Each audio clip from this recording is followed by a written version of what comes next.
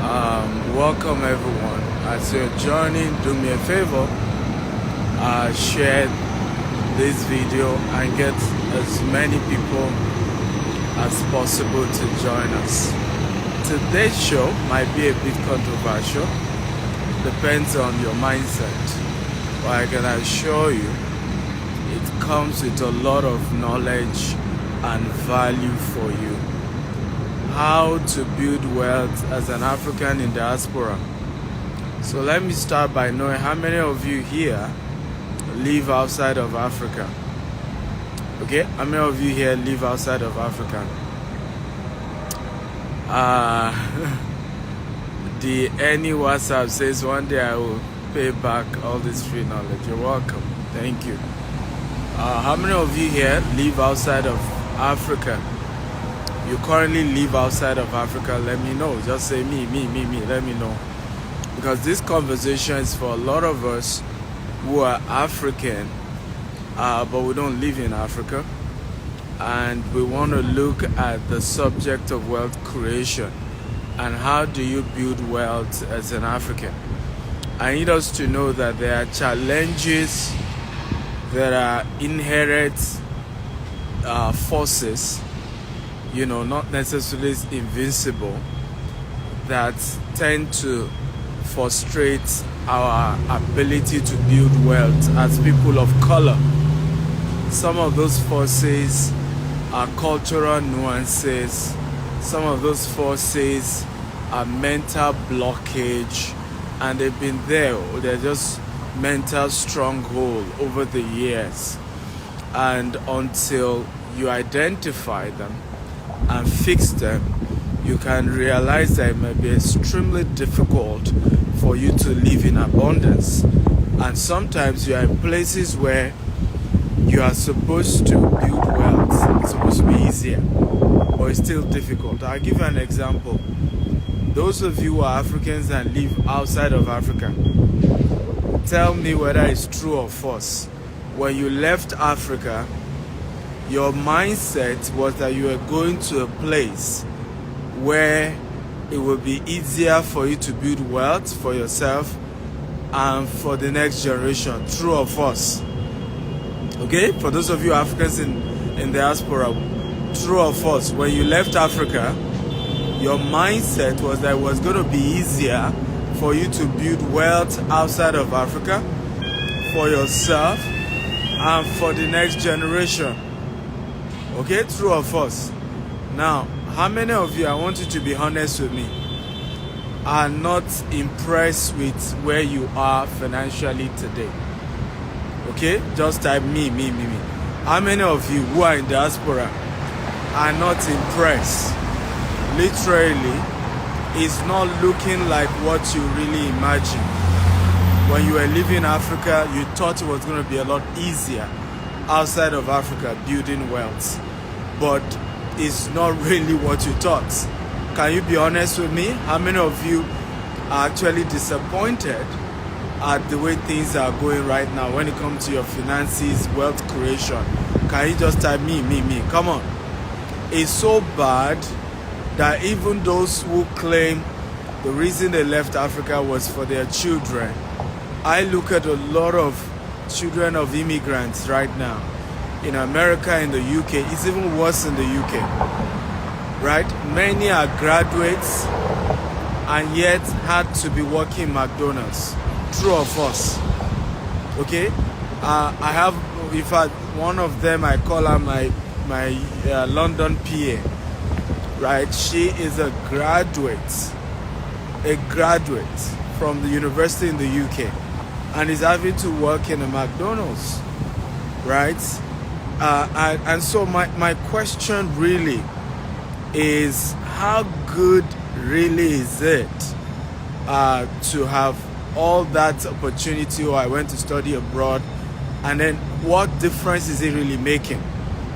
Even those who are in the creatives, T.Y. Savage did not become great until she returned back to Nigeria, right? Davido grew up in Atlanta, very wealthy family, couldn't break through, until he returned back to Nigeria. Same thing with Burna Boy, right? So what we are saying is a situation where it's not really working the way a lot of people plan. And I want to open you up to the first set of myths. I will start this conversation with myths about money that a lot of people in diaspora face that is responsible for not being able to build wealth the way they want. Are you ready? If you're ready, type I'm ready, I'm ready. Come on. Remember to invite more people to this conversation. It's going to be a really, really great conversation. There's so much you're going to learn. So invite more people, get everybody in here. Come on, let's go. Number one, okay, myth is the myth of free knowledge. Okay? The number one myth is the myth of free knowledge. A lot of us, because back in Africa, many of us are used to free things, right? Your uncle that is rich occasionally send you money. Your family members. So we're used to things free.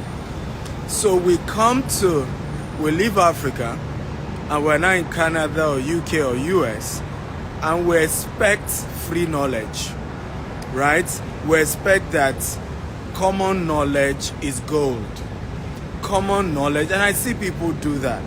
So you move to this part of the world and then you're asking people in church, you're asking general people, how do I make it here?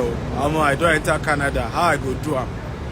And you fail to realize that what people don't have, they can't give you.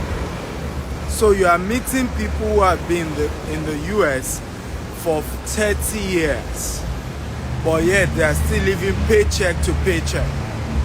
And you decide to leverage or build your entire life in the US based on free knowledge from people who actually couldn't use that same knowledge they have to do something great in the last 30 years. I don't know if you agree with me that doesn't make sense. Come on, talk to me. Okay? So the myth that general knowledge is gold, free knowledge is gold in diaspora is part of the reason why a lot of people are not building wealth. Because the real knowledge that will help you to build wealth in this part of the world is not free. It's not free, guys. It's never free. It's expensive, okay, but it is the secret to becoming financially free. And if you decide to say, no, I don't want to pay, why should I pay to learn? What's the big deal? Kenny big deal. I met somebody taught me for free. Okay? And then you realize that you continue to struggle and struggle and struggle and struggle. So I want to ask you a question.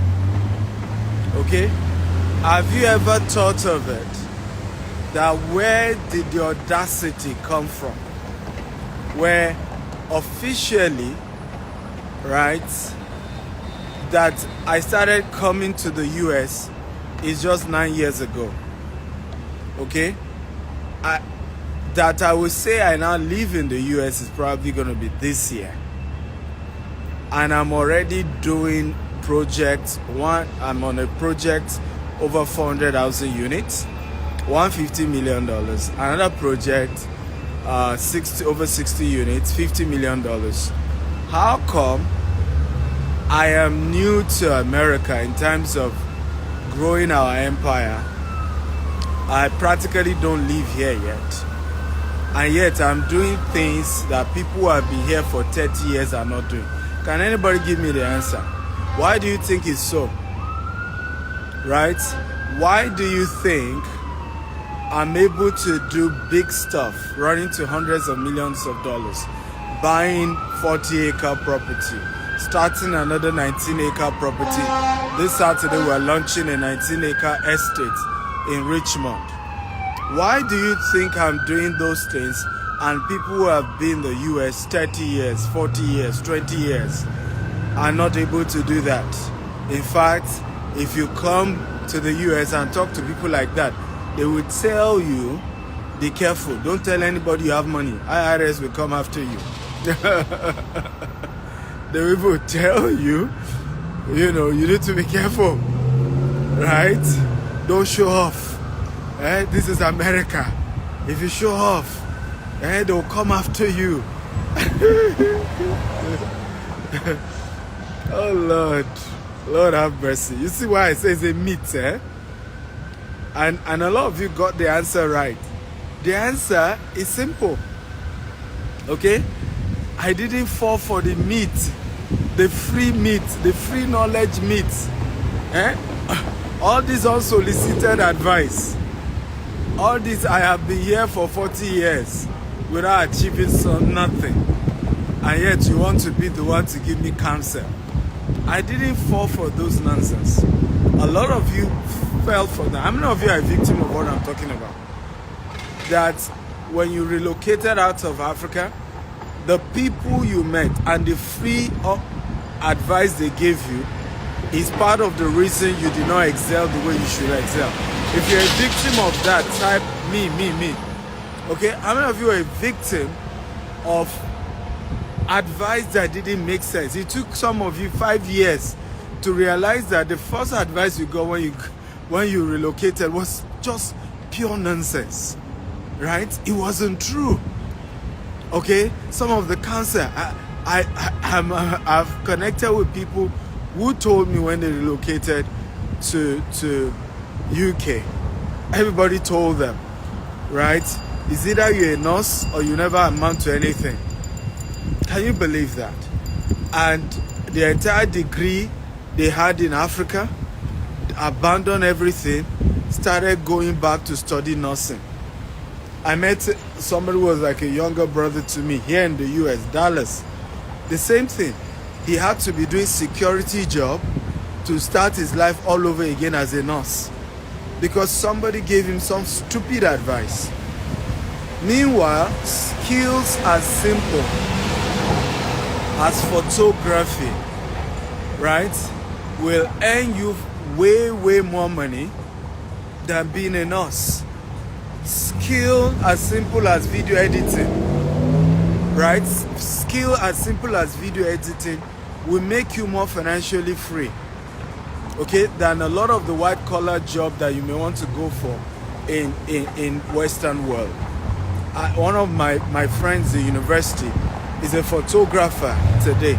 The kind of money he makes in Canada, okay, a lot of people going to normal white collar job, office job are not making it. But he didn't fall for those myths, those free knowledge. Good knowledge is free. Common knowledge is the best. He didn't fall for that. So the first thing you must be careful about, okay, if you're an African in diaspora, you must avoid, okay, free knowledge, particularly from people who have never achieved anything tangible. You have to look at where you're going and look for people who look like where you're going, okay, and learn from them. And I can assure you it's not going to be free. I met a guy here in America, Nigerian, no college degree, and yes, he did not do medicine like many of you, and he's been here for over 20-something years, right? He did not do what everybody, until today, does not have a degree, but lives in his own mansion, drives Rolls Royce, big cars. And I remember going to his office, massive office, has hundreds of people working for him in the same US.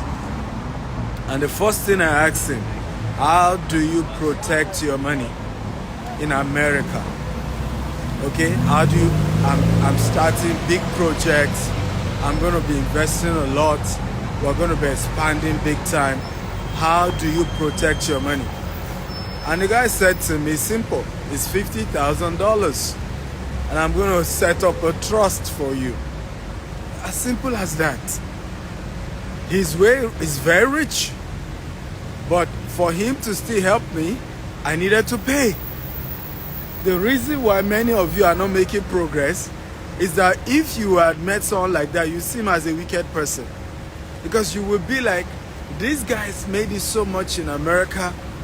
I'm trying to learn from him, and he's asking me to pay $50,000. He must be a wicked person. Why can't he teach me for free? That is the number one reason why many Africans in diaspora are not building wealth. Okay? Because you're expecting free knowledge. You're expecting free seminars. You're expecting things to be free. And I want to tell you how these countries work. You need to go for paid knowledge. Everybody type paid knowledge. Come on, everybody type paid knowledge. For example, many of you Africans in diaspora, your primary responsibility when you come to this part of the world is to use your credits to get a house, a mortgage. Your mortgage is not an asset, it's a liability. The first thing you do is to use your credit to get a car. The car that you drive, okay, and used to take your family around is not an asset, it's a liability. Now, rather than many of you to go for seminars where they're going to tell you, how do you use debt to build wealth in America? How do you use debt to build wealth in the UK? How do you use debt to build wealth in Canada or whatever other country you are in? There's a reason why these countries charge you a lot in taxes. There's a reason why taxes are as high, 25%, 30%, 35%, 40%. One of the reasons is because credit is what you are supposed to use to build wealth. Jeez. So, as far as they are concerned, they believe that you're using free money that has been made available by their financial institution to build wealth. That's aka credit. So it's fair to give back 35% of that money. How many of you think it makes sense? What am I talking about? If I want to do business, let's say real estate business here, as long as it's a cash producing real estate asset, okay, from 5 to 30% is all I need to drop. I will get institutional funders to give me 70% of that money. And what they are just saying is that I have now turned 70% of free money, okay, to, let's say I now make a profit of $10 million from a $1 million I got for free from an institutional investment. Is it not fair for the government to say, give me back 30%? Come on, talk to me. Is it fair? If it's fair, type is fair. If it's not fair, type is not fair. But what do most African diaspora do? The credit system that you're supposed to use for a business and an investment, those are the two areas you should use credit for. Business and investment. Anything that is not a business, don't use your credit for it. Anything that is not an investment, don't use your credit for it, because those are really where you need credit. Okay? Those are really where you need credit. And really, it is credit that you use to build wealth in the Western world. Right? When you want to do real estate, for example, in Africa, you have to bring money 100%. True or false? If it's true, type true. If it's not true, type it's not true. If you want to buy a house, whether it's a house that is an investment or it's not an investment, you have to bring 100% of the money. Same thing when you want to buy a car. You have to bring 100% of the money, isn't it? Okay, but in this part of the world, if you can prove to them that this investment I'm about to do will produce cash flow, will be a source of cash flow, it is a business, then guess what? You can go walk up to any of your banks and they give you money, okay, to support that business. But what do most of us do with those opportunities? You go and say, give me a car loan, give me a house loan, right? Give me a this and give me a that loan. And you fail to realize that your mortgage You are paying taxes on the mortgage, and that mortgage isn't a cash producing asset. Okay? But of course you can brag to your poor relative back in Africa and say, hey, see me in my big house. See me now. I got to America 6 months. I'm driving a brand new car. 6 months. I have my own house. Instead, what you are supposed to do,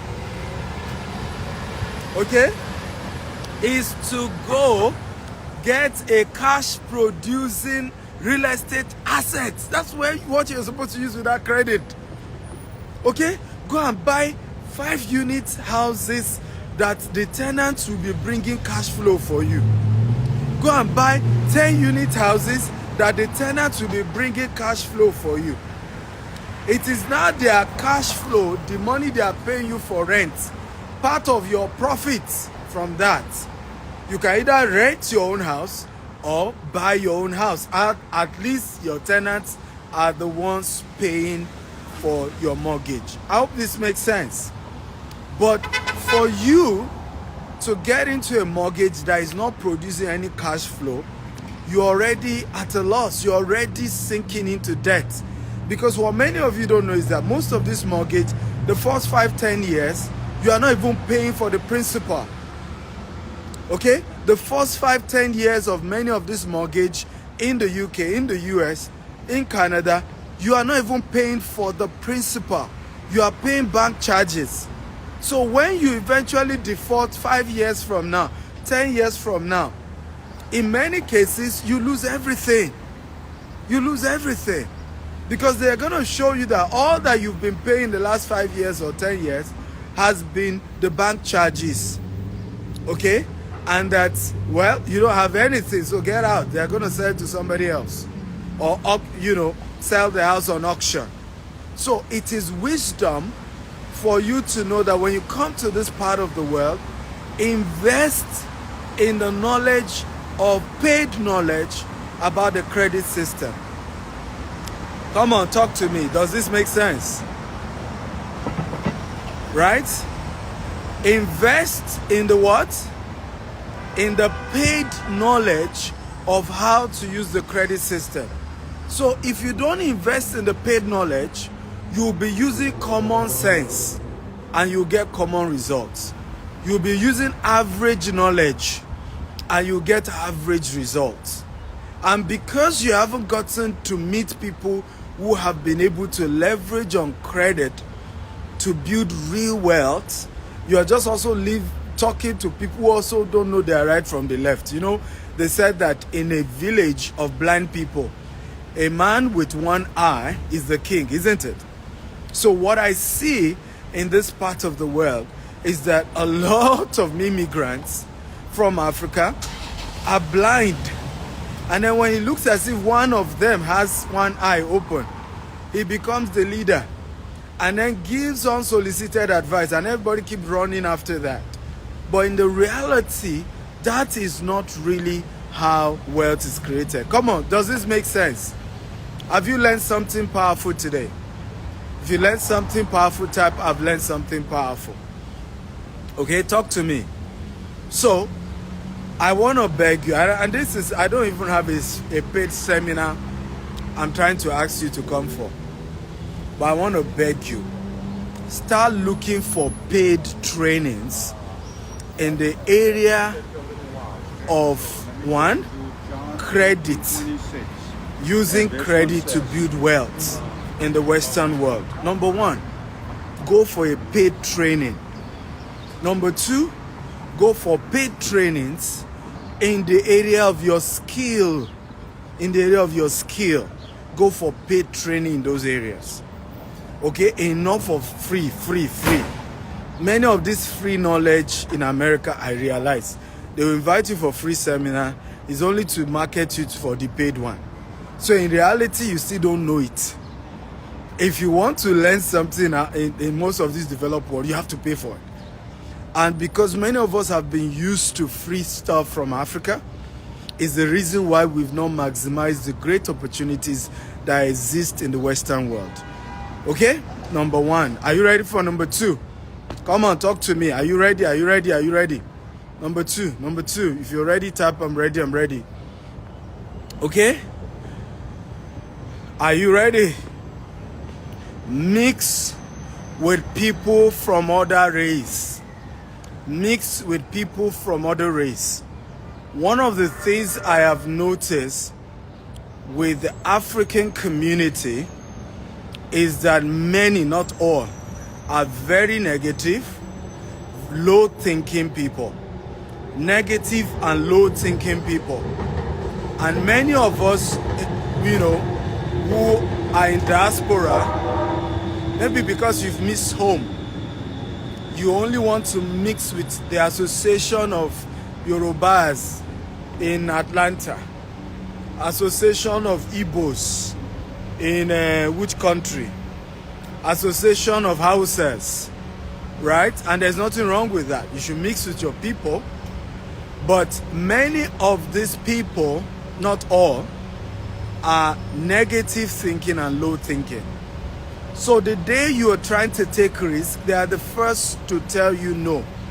And that's why you need to mix with other cultures who are not as scared as you are, who are not as negative as you are, as a lot of people from your culture are.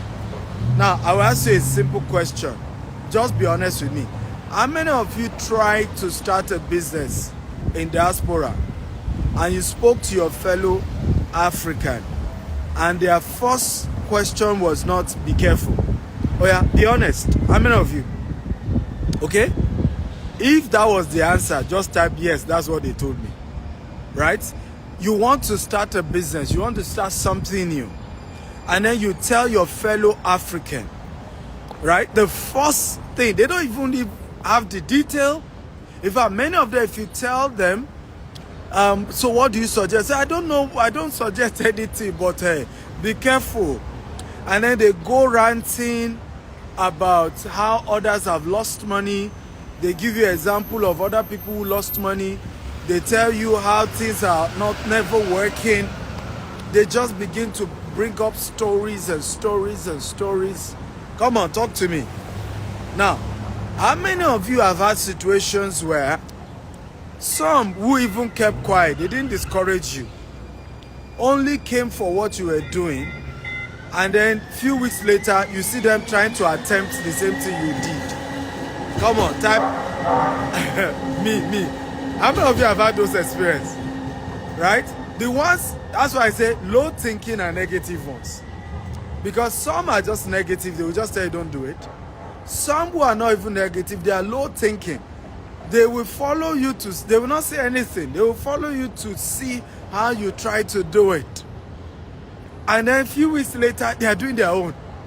Some will not even consult you. They just have started, boom, boom. Low thinking, right? So try to mix. I understand that a lot of Africans in diaspora are victim of racism, okay? But I have said this over and over again.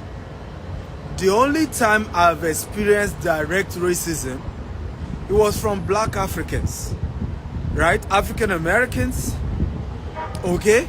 Or just Africans who just are stereotyping me because I'm a Nigerian and they're already thinking something else.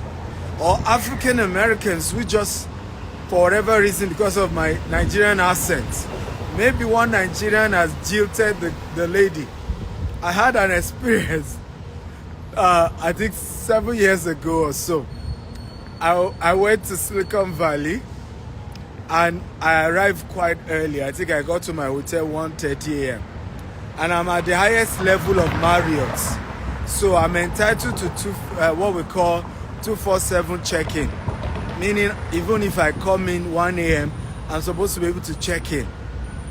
And I got there and the lady was an African American. And I was to check in and she said, well, there's no room available.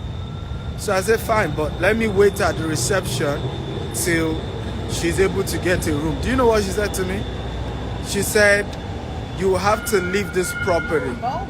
I said, why? She said, you have to leave because it's not safe with you being in this reception with me. I kid you not. For you to know that this was pure racism, I had to call Marriott customer care, and the customer care guy, service person said, that's not wrong. That's wrong, rather. That's not right. She's supposed to allow you in till they can get you a property. And the person said, you know what, take the phone to her. And this was a freezing cold winter. I was freezing. Say, give her the phone. Only to get back to the hotel, there was even a male African-American security guy at the reception with her. She still refused to allow me stay at the reception. I had to go to a different hotel entirely. Right? In fact, the customer service guy had to lead me to another hotel. Right? Pure racism. But I've only faced racism, I'm saying again, from black people. So if you carry the mentality of, oh, I'm black, I need to be careful around white people, I'm not sure I want to mix with other cultures, you are losing big time. Because some of the people will be so kind to you and really, really help you. Okay? Because you've left Africa, remember that. Right? If you really want to continue with all this African thing, then go back to Africa. You are now in another country. Be willing to mix with people of other religion, other race. Be flexible enough that they don't think like you, they don't talk like you, okay? But I can assure you, they will help you more, okay, than your own Africans or African Americans. Are we learning at all? So number 2, which is very, very important, okay, is that you need, okay, to move away from low-thinking people, negative people. If you're going to build wealth in this part of the world, low-thinking people, negative people, move away.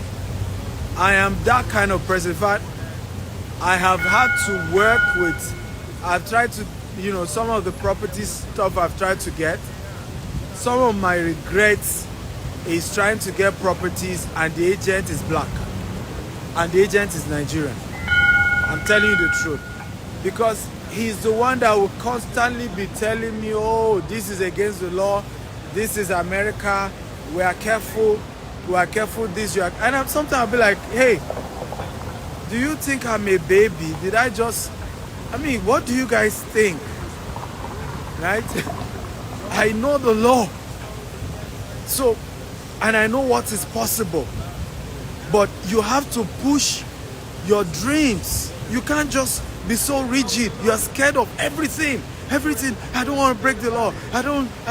This is America. I'm careful. This is Canada. Oh, I want to be careful.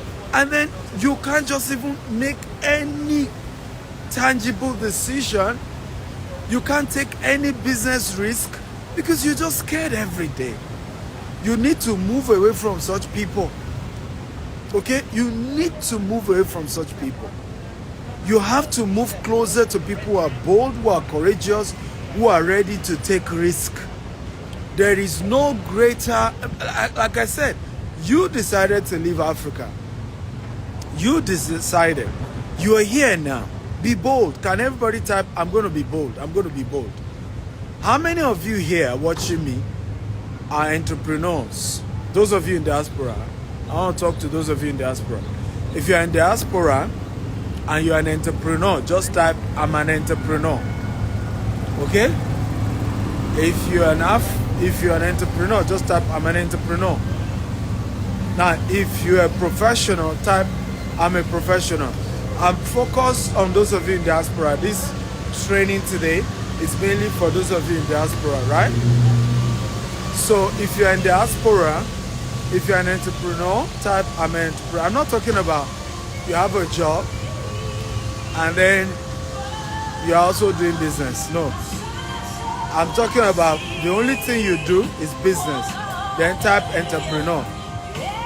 If you are trying to mix the two, just type I'm a professional. Someone said I'm a professional student. One day I will hit on your own topic. All of you are coming to do students when you should just do a 3-month certification program, and you are on your way to making good money for yourself. One day I will attend to you guys. But if you can see from this conversation, majority of people even on those core are professionals, right? And that tells you that something is wrong here. Because how many of you agree with me that the easiest place to do business is outside of Africa? If you agree, type I agree. In terms of opportunity for financing, in terms of laid down regulations, in terms of predictability, in terms of the fact that the system don't change overnight like Africa, the government can just make a new regulation all of a sudden that can mess up your business. The government can wake up tomorrow and make an announcement and your entire business line is gone. Right? Entire business line is gone. You don't have that in this part of the world. If you can obey the first law I mentioned, go for paid training. Right? The reason why many of us struggle to do entrepreneurship outside of Africa is because we are not willing to pay. You want to start a restaurant business and you just think you can use your African sense to start a restaurant business in Germany. You want to start a tech company and you just think you can use your African sense to start tech company in Switzerland without going for proper training that helps you to understand the Switzerland law, how Switzerland works, and including how to fund such type of business in Switzerland. Okay? So the reason why a lot of us aren't doing business entrepreneurship is because many of us aren't willing to go for informal paid trainings about how exactly do you do business in those parts of the world. True or false? If you agree with me, type I agree. If you don't agree, type I don't agree. So as you can see, even from this live core, majority of you here, okay, are professionals. You haven't taken the risk to go start a business or to invest. And the reality is this: some of these countries, the people who run them are capitalists. And they've structured this country such that you can never be rich until you become a capitalist. And I'm being honest with you. Even those countries who play like they are socialist, in reality, okay, the real people running the system behind the scene are capitalists, and they've created some monopoly around those businesses. They may not use their face and all of that, but that's what's going on. So if you're in a country where the major way to make money is to become a capitalist, and you decide not to be a capitalist, you can see that you're losing big time, isn't it? Right? You're losing big time. So some of these countries require that you take risk. Go start a business. Right? If you fail, you failed. You dust yourself up and you start all over again. Declare bankruptcy. Now, let me ask you a question. How many of you know that America is the easiest country to declare bankruptcy? True or false? Okay? I'm just using America because I'm here in the US. True or false? America is the only country you can start a business, create a mess. In other words, you failed in the business, you have so much debt in the business, and you can go to a court and say, hello, your judge, well, I have failed in this business, I'm no longer interested again. And you declare bankruptcy, the taxes you owe, forgiven, clients you owe, gone, right? Vendors you owe, gone. Everybody, nobody can come after you again. Now, where else can you do that? Even in Nigeria, you can't do that. Okay? You can't do that in Nigeria. You can't do that in many African countries where most of you came from. Right? You're going to be in jail for a long time. And I'm talking about people have declared bankruptcy over a business that is owing $10 million, $20 million. Donald Trump had declared bankruptcy over some of his business that even owing hundreds of millions of dollars. And it was all gone. And he started all over again. And it was all cool. You can't do that in many African countries, guys. So these systems, okay, favor you being able to take risk and become an entrepreneur. So 2 ways to really become wealthy in diaspora. Number 1, be an entrepreneur. So that becomes number 3 points in today's training. Be an entrepreneur. I'm not asking you to quit your job, but you can start gradually. But remember number 1 law that I taught you today. Before you start any business, go for a paid training. Stop all this free nonsense, free knowledge, free advice. Go for a paid training about the business you want to start. It's only in Nigeria, Ghana, Cameroon, different African countries, you can watch your neighbor succeed in a business and go and start the same business without even getting coaching from your neighbor. True or false? Come on, talk to me. True or false? How do most of us start business back in Africa? Is it not by copying another friend that is doing well, and then you go and start the same business? You did not even get free advice, even to go and meet that friend and say, my best friend, I want to start your kind of business, come and coach me. No. Once you see that, your friend that used to borrow from you suddenly bought a car, bought a house, employ people, be like, Omo, there is real money. Right? There's real money in Richard card business. Let's go, let's go. The same thing is happening in my industry, real estate. Everybody is doing real estate in Nigeria now. Everybody. Right? Now, for them to go for training, there's nothing wrong in them doing real estate.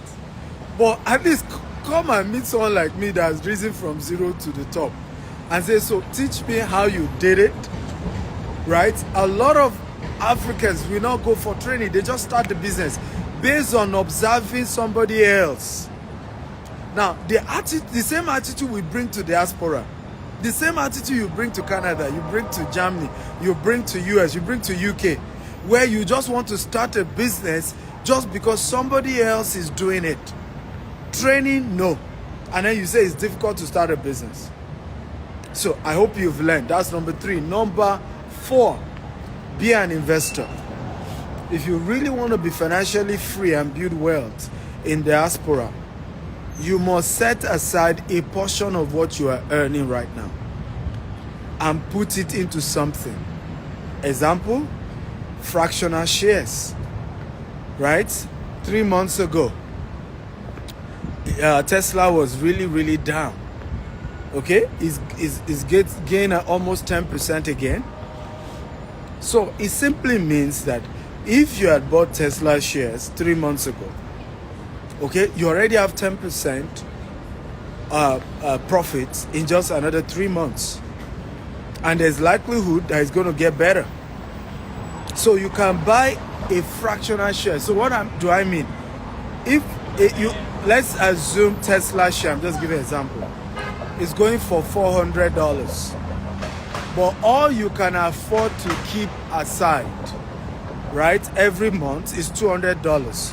You can buy a fraction of 1 Tesla shares. So every month you are able to buy a fraction. You're able to buy a fraction. That is how wealth is built here. Right? So put a portion of your money into an investment. That's the way money works for you. Instead of working for money, put a portion into different types of investment. Again, oh, Dr. Stephen, which investment should I do? Go for the training.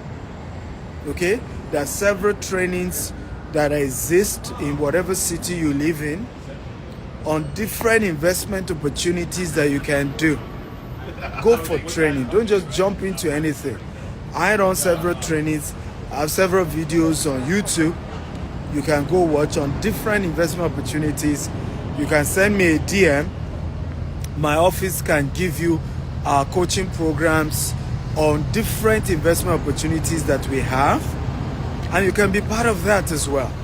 But it's important to know if you are really serious about building wealth in this part of the world, okay, a portion of your money has to go into investment. That's how it's done.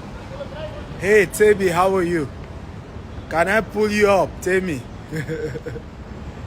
Okay? If you want me to pull you up, I'll pull you up. I'm not walking to your house. Right? If you want me to pull you up, please let me know so I'll pull you up. Tabi is one of my amazing gist partners. So, you want to make sure, if you are really serious about building wealth in diaspora, start a business. But get training before you start. Okay? Invest a portion of your money. Okay? Invest a portion of your money. Every month, there are different types of investment. You can just be putting $200 this month, $500 the next month, $200 the next month. I promise you, 10 years down the line, okay, you will have built an amazing passive income, amazing portfolio of passive income. You will be surprised with yourself about what you have built. Okay, you'll be shocked. Everybody that I've met in diaspora that is financially free are entrepreneurs. One of my friends, he's hosting me in Glasgow. I'll be in Glasgow in June, right? And he moved from, he used to be in Dubai, but he's an entrepreneur. Then moved to London, then moved to Glasgow. You see, big boy things, eh? Now he bought his house in Glasgow. The house has his own lake, he can drive his own boat. Massive house. I think it was £2 million that he bought the house. He just sent me a picture recently, bought the brand new Rolls Royce. Okay, brand new Rolls Royce, brand new. And I can give you an example of several friends like that I know. Okay, all of them who really are doing well, they're entrepreneurs and they are investors. Those who are not entrepreneurs are big time investors. They are buying shares, they are buying real estate, they are just buying vehicles, tools that is constantly generating passive income for them. So that's really how wealth is created. So, how many of you have been encouraged today? If you have been encouraged to build wealth in diaspora, type I'm encouraged, I'm encouraged. This is part 1. We'll get more deeper in part 2, and I probably will go hard on you guys. Okay? I don't know why I'm nice today. I intended to be very hard and tough, and break things down. Because some of us in diaspora, if you don't hit our head well, we're not going to be encouraged to really take some tough decisions, right? But I think I'll be nice. I may not be this nice tomorrow. This is part 1, but the goal is to encourage you to either start a business, of course, with proper training, with proper education, or to start investments. Okay? You cannot continue a job for 30 years. Nobody becomes rich, okay, by working for 30 years. It doesn't just work that way. Yes, a penny saved here, a penny invested there equals wealth. Temi Ajibewa. Very true. A penny saved here, a penny invested here equals wealth, right? So you have to understand little by little. Many of you have been in diaspora for 10 years now. Some of you 15 years. You even go to church and do anniversary. But in reality, you cannot boast of $1 million. That's a shame. That's a shame. Right? That's a shame. Okay? If you're here and you can't boast of $1 million, 10 years being in diaspora is a shame. 20 years, 21 years, I am the one saying it is a shame. Okay, it's a shame. My first year in Dubai, we did almost $20 million. First year. So I'm not talking about what I've not done. Okay, I'm not talking about what I've not done. Okay, this is my first year, fully, operating real estate projects that is 100% owned by our company, right? 100% owned by our company, and I know what we're already attempting. Okay, so it's a shame if you're here 10 years, 20 years, and you can't boast of, being able to control $1 million. It's a shame. Something is wrong. And somebody said the definition of insanity is doing the same thing over and over again and expecting a different result. It's the definition of insanity. Many of you went through hell to leave Africa. You went through hell to leave Africa. You sold what you had. You left all those you know.